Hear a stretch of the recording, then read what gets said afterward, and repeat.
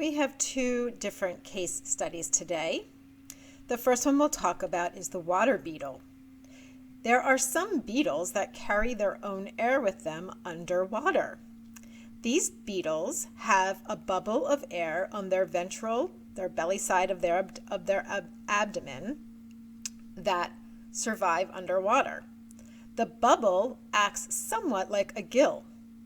The beetle can extract oxygen from this bubble into its spiracles while they are underwater.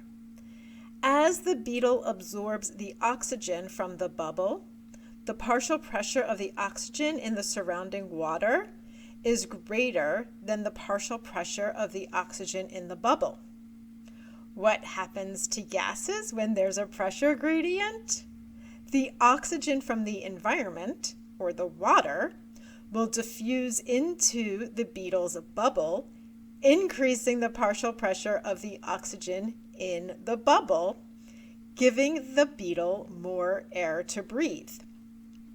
This allows the beetle to stay underwater for extended periods of time without becoming anoxic or running out of oxygen. Interesting, huh? Our next case study will be elephant seals. Elephant seals spend most of their life at sea with only a very brief period on land to either molt or breed. Molt is when they shed their skin and they need to lay out on the beach and warm their body so that they can molt their skin, their fur. And here you can see a bull and a cow and her two little baby elephant seals here. So they will lay on the beach for about 2 months while they are giving birth and nursing, and the bulls will try to re-impregnate the females at that time. During this period at sea, they spend a large amount of time diving to great depths and feeding. They can dive over 1 mile deep, and they can stay underwater for over an hour. Remember, these are mammals just like you and I.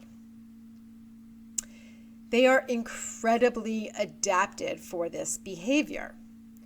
One adaptation is that they have high hemoglobin and myoglobin, remember the muscle oxygen stores, concentrations in their blood and their muscles to carry large amounts of oxygen in their body with them. They have up to 8 times as much myoglobin as humans have. And they have a higher blood volume overall.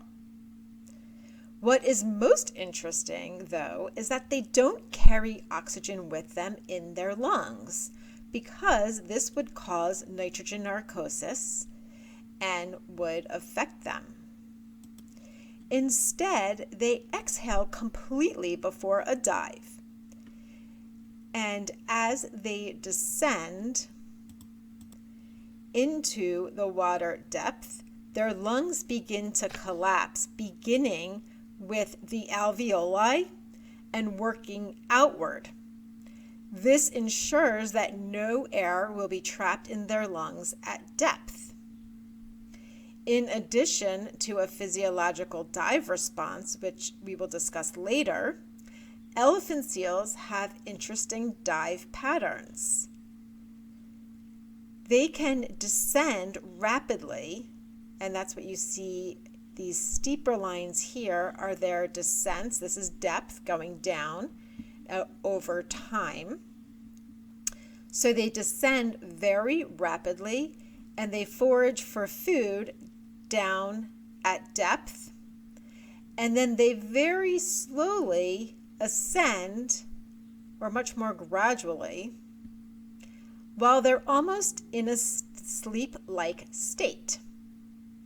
They could also reverse this pattern where they descend slowly and relax with a more rapid ascent.